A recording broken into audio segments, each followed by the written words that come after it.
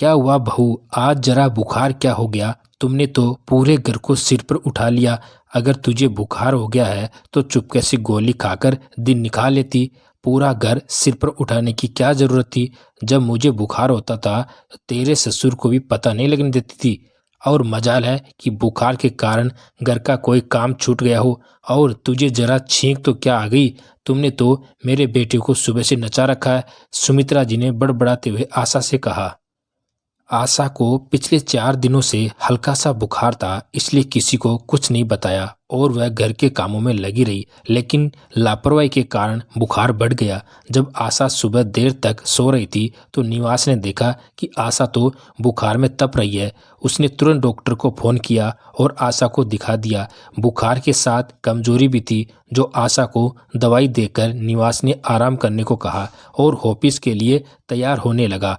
अपनी पत्नी को आराम करते देख निवास किचन में जाकर खुद चाय नाश्ता बनाने लगा। ये देख सुमित्रा जी का चेहरा गुस्से से तमतमा उठा। ये क्या बेटा, अब यही दिन देखना बाकी था क्या कि तुम किचन में जाकर खाना बनाओ और तुम्हारी पत्नी आराम फरमाए? निवास अपनी माँ का स्वभाव बचपन से ही जानता था, इसलिए वह खामोश ही रहा। जाते समय आशा से मिलने गया तो आशा की आंखों में आंसू थे।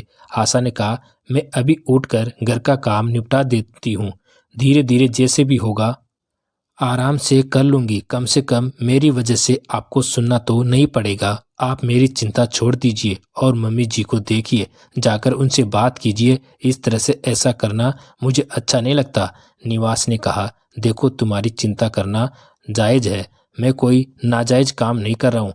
पत्नी हो तुम मेरी, मेरे लिए और इस परिवार के लिए 24 घंटे काम में लगी रहती हो। आज तुम्हारी तबीयत खराब है तो तुम्हारी देखभाल करना छोड़ दूं? तुम्हें तुम्हारे हाल पर छोड़ दूं?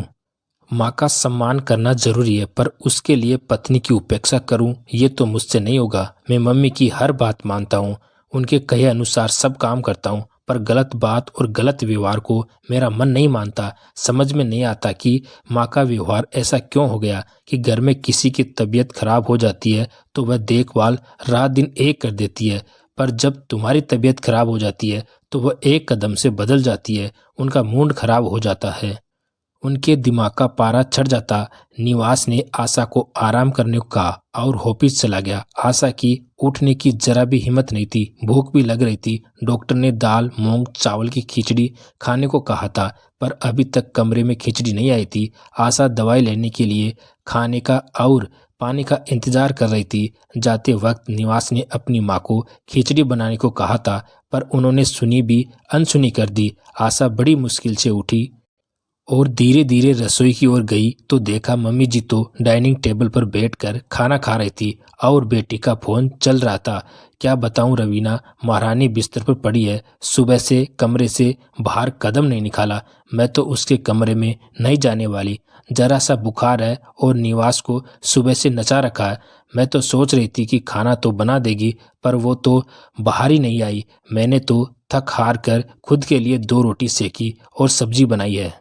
मुझे तो बहुत बड़ी भूख लग रही थी, पता नहीं शाम को खाना भी खुद को बनाना पड़ेगा क्या? ऐसी नाजुक बहू आई है, बीमारी हो जाती है। सुमित्रा जी खाना खाते हुए आराम से अपनी बिटिया से बतला रही थी, तभी उनकी बेटी रवीना पूछती है, माँ भाभी ने दवाई ली, कुछ खाया क्या? अरे मुझे क्या पता, मैं कौन सी उसके कमरे में गई हूँ, मैंने तो सुबह से उसके कमरे में जाकर नहीं देखा। सुमित्रा जी मुंह बनाते हुए अपनी बेटी से बोली, माँ अगर भाभी की जगह मैं बीमार होती तो भी आप ऐसा ही व्यवहार करती मेरे साथ? मेरी सास ऐसा करती तो आपको कैसा लगता? बहू की जिम्मेदारी और फर्ज है कि वह ससुराल वालों का ख्याल रखे, पर क्या बहू के प्रति आपकी कोई जिम्मेदारी नहीं है?